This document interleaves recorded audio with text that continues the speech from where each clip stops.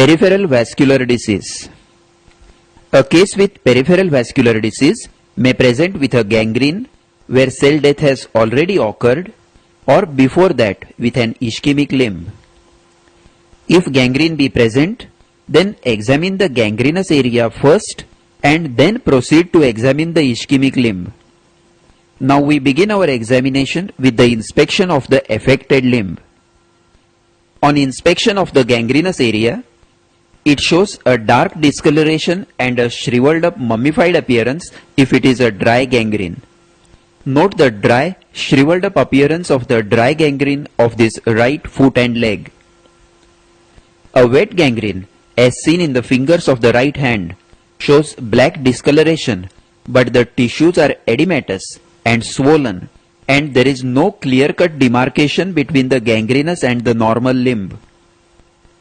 In comparison, the dry gangrene shows a line of demarcation between the dead gangrenous part and the normal living limb as seen in this leg.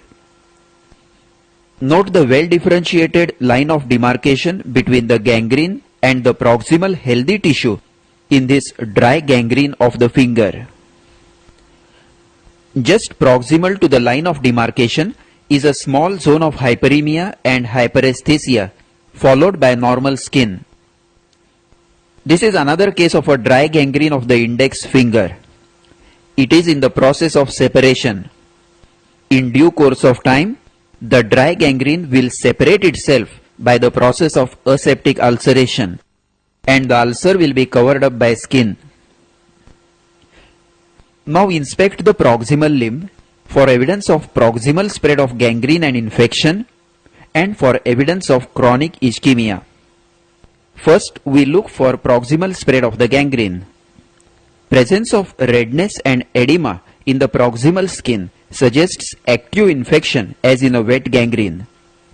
The skin may show blebs, ulceration and black colored skip areas suggesting proximal spread of the gangrene. This bleb proximal to the gangrenous toe indicates a spreading gangrene. Redness, edema and slough around the site of amputation of a gangrenous toe indicate infection and wet spreading gangrene. Note the black colored skip areas in the palm suggesting proximal spread of the gangrene.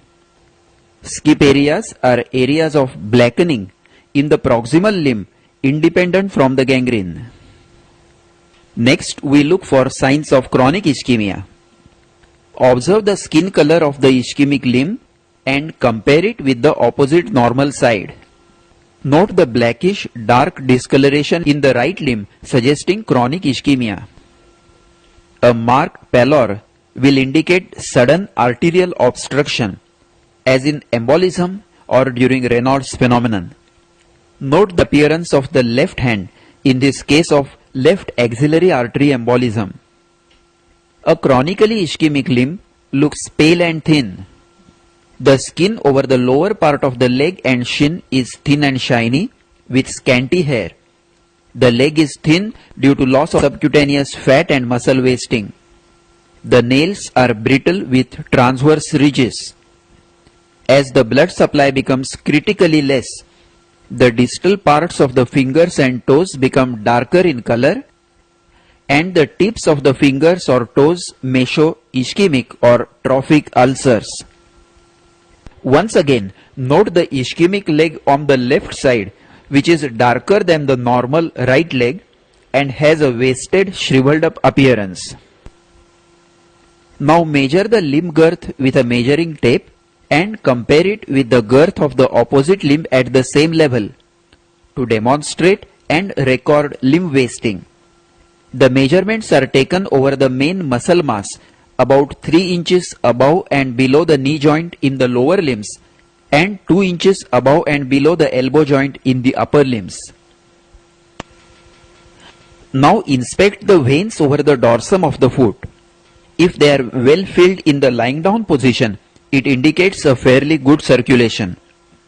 But if they are collapsed and gutter-like, then it is an indication of severe ischemia. If the patient has had an amputation before, like this toe amputation, or if ischemia is long-standing, look for a scar of lumbar sympathectomy, a transverse lumbar scar at the level of umbilicus. Lastly, if the toes are affected, look for a constriction at the base of the toe as seen in Einham. Note the constriction of the base of the fifth toe, which gradually deepens over several years till the toe separates. To revise, first inspect the gangrenous area. Note the extent of the gangrene, the line of demarcation, and the type of gangrene, whether dry or wet. Then examine the proximal limb for evidence of infection, that is edema and redness, for evidence of spread of gangrene, that is blebs, ulcerations and skip areas, and evidence of chronic ischemia, thin shiny skin with scanty hair, wasting and brittle nails with transverse ridges. Now let us proceed to palpation. On palpation, first palpate the gangrenous area. In a dry gangrene, the skin is cold, non-tender, hard and greasy. It has no sensations. In a wet gangrene, the skin is turgid, edematous with loss of sensations, but it may be tender if gangrene is not fully established. If the skin is edematous, palpate carefully all over the gangrenous and proximal area for crepitations to rule out an anaerobic infection like gas gangrene. Now palpate the ischemic proximal limb. First, test the temperature of the skin with the back of your fingers, proceeding proximally and comparing with the temperature of the opposite leg at the same level. Note the level up to which the limb is cold. In a severe peripheral vascular disease, it may be cold up to the mid-thigh. Skin temperature is a good indicator of the state of skin circulation and is important in deciding the level of amputation if required. Now palpate the gangrenous and proximal limb for tenderness. Next, palpate along the lines of major vessels for tenderness, that is along the popliteal and femoral arteries in the lower limbs and radial, brachial and axillary arteries in the upper limbs. Tenderness indicates recent thrombosis or embolism. Note the tenderness along the course of the axillary artery in this case of axillary artery embolism. Now we will proceed to focal examination, that is examination of arteries, lymph nodes and the joints. First, palpate the arterial pulse at various levels in all the limbs. Then palpate the inguinal region for enlargement of lymph nodes. And then test the movements of different joints in the gangrenous area. Gangrenous portion of the limb will lose its movements, as seen in the right foot and ankle and left toes. Now we shall study in details the method of palpation of the pulsations of the arterial tree at various levels to note the state of arterial circulation. First, test the capillary circulation in the nails. Blanch the nail by pressing its tip, release the pressure and note the time taken by the nail bed to turn pink again. It gives a rough idea of the rate of blood flow in the capillaries. Then palpate the dorsalis pedis artery at the proximal end of the first metatarsal space, just lateral to the tendon of extensor hallucis longus, against the navicular and middle cuneiform bones. Palpate the posterior tibial artery midway between medial malleolus and tendo-achillis against the calcaneum, keeping the foot dorsiflexed and inverted.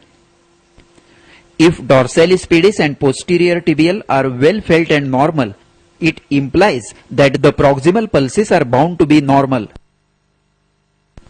Next, palpate the popliteal artery in the popliteal fossa against the upper end of tibia or lower end of femur.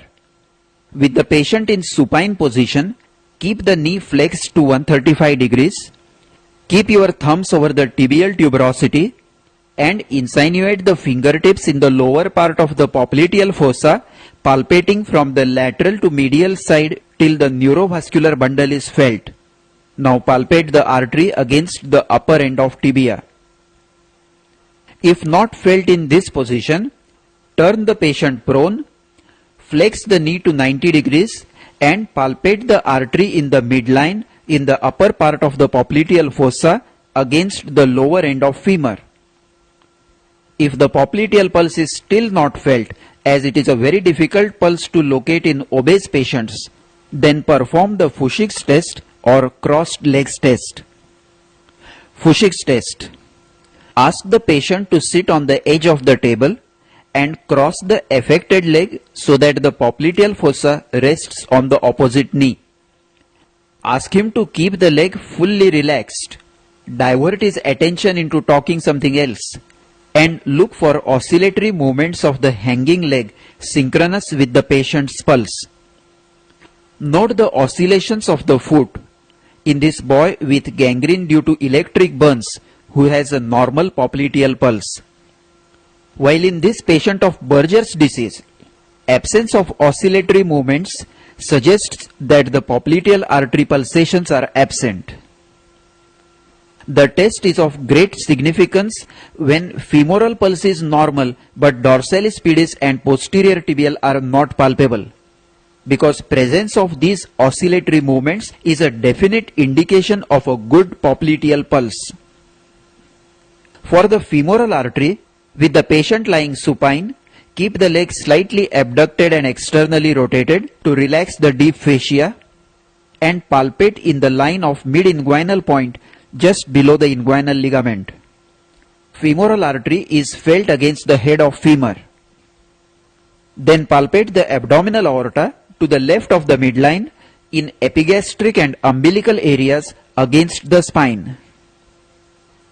Now palpate the pulsations in the opposite limb and then pulsations in the upper limbs from periphery to the neck. Let us now learn to palpate the pulsations in the upper limbs at various levels. Start at the nails to test the capillary circulation by pressing the nail tip till it blanches and noting the time taken by the nail bed to turn pink again. Palpate the radial artery on the flexor aspect of the wrist just lateral to the tendon of flexor carpi radialis against the lower end of radius. Then palpate the brachial artery in the lower half of the arm just medial to the biceps tendon against the shaft of the humerus and in front of the elbow medial to the biceps tendon. Palpate the axillary artery in the axilla against the head of humerus. Palpate the subclavian artery in the supraclavicular fossa in midclavicular line against the first rib. Then palpate the common carotid artery against the Cassign's tubercle on the transverse process of 6 cervical vertebra between the upper portion of the trachea and sternomastoid. Other palpable arteries, of course they are not of significance in a case of peripheral vascular disease, are superficial temporal artery and the facial artery.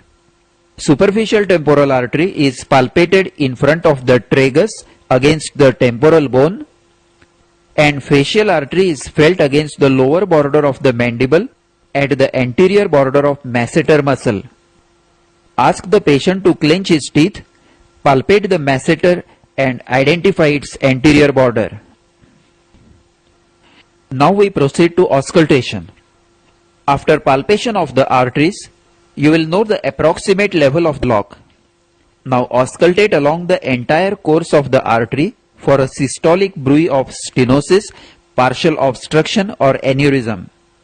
Also, routinely auscultate over the major arteries, that is abdominal aorta, femorals, popliteals, axillary artery and carotids. Now we will come to some special tests for peripheral vascular disease. Tests for lower limbs. The Buerger's test. Ask the patient to lie supine and raise the leg, knees extended to about 90 degrees. If the limb shows marked pallor, then the test is positive. Note the pale white color of the right foot when it is raised. The pallor appears within a few seconds in a severe disease and may take 2 to 3 minutes in a mild disease. If the test is positive, lower the limb, let it resume the normal color, then raise it gradually to note the angle at which the pallor appears. This angle of the leg with the horizontal is termed as Berger's angle of circulatory insufficiency. Berger's angle less than 30 degrees is indicative of very severe ischemia. Note that in this patient, the pallor has appeared at an angle of 30 degrees. Now we will test the capillary filling time. With the patient supine, raise the legs till the affected leg becomes pale. Now ask the patient to sit on the edge of the examination table and hang the legs down. Note the time taken by the affected leg to resume its normal pink color. This is the capillary filling time, and in peripheral vascular disease it may be prolonged to 15 to 30 seconds. Now let the patient sit with the legs hanging for 2 to 3 minutes. The leg will assume a purple-red cyanotic color termed as dependent rubor, indicating impaired circulation. A normal healthy limb will not show any change in color in raised as well as dependent position. Now we will come to some special tests for examination of chronic ischemia in the upper limbs. The Raynaud's phenomenon. If you are suspecting Raynaud's phenomenon, dip the fingers of both hands in ice cold water and watch for blanching or pallor of the fingers. If the fingers become blanched, take the hands out of the cold water. The fingers will become swollen and cyanosed, and gradually, as the spasm of the arteries wears off, they become red and engorged due to flow of blood in the dilated capillaries. Then perform the tests for thoracic outlet syndrome. Adson's test. With the patient sitting on a stool, feel the radial pulse of the affected hand. Ask the patient to turn the face as much as possible towards the affected side. Ask him to take a deep breath. If the pulse becomes feeble or is obliterated, then the Adson's test is positive. The forced inspiration contracts the scalenus anterior, which is an accessory muscle of respiration, which elevates the first rib and compresses the subclavian artery at the thoracic outlet. The test is also performed by asking the patient to turn the neck to the opposite side and to take a deep breath, and secondly, by keeping the arm extended and pulling it downwards, noting whether the pulse diminishes. Elevated arms stress test. Ask the patient to abduct the shoulders to 90 degrees with maximum possible external rotation, keeping elbows flexed at 90 degrees, thus raising the arms above the head. Now ask the patient to brace the shoulders back and open and close the fists slowly for a period of 3 minutes. If the patient's symptoms of radiating pain, cramps, paresthesia or Raynaud's phenomenon appear, forcing him to stop, then the test is considered as positive for thoracic outlet obstruction.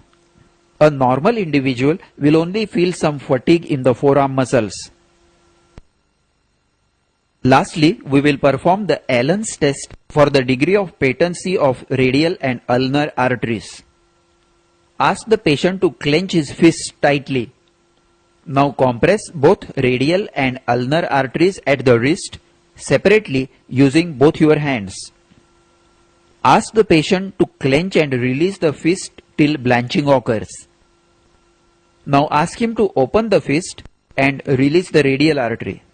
Note the time taken by the hand to regain the normal pink color. Then repeat the test, and after blanching the hand, release the ulnar artery and note the time taken by the hand to regain normal color. If any of the arteries is blocked, the palm will remain blanched for a longer time when pressure over the blocked artery is released. To conclude, we started the examination of a case of ischemic limb with a careful inspection of the gangrene and the ischemic limb. Then we examined the arteries, lymph nodes and the movements. We palpated the arterial pulse at various levels and auscultated over it for a bruit. Lastly, we performed the special tests for peripheral vascular disease. In the lower limb, we performed the Berger's test and capillary filling time. In the upper limb, Raynaud's phenomenon, Addison's test, elevated arms stress test and Allen's test. This completes the study of examination of a case of peripheral vascular disease.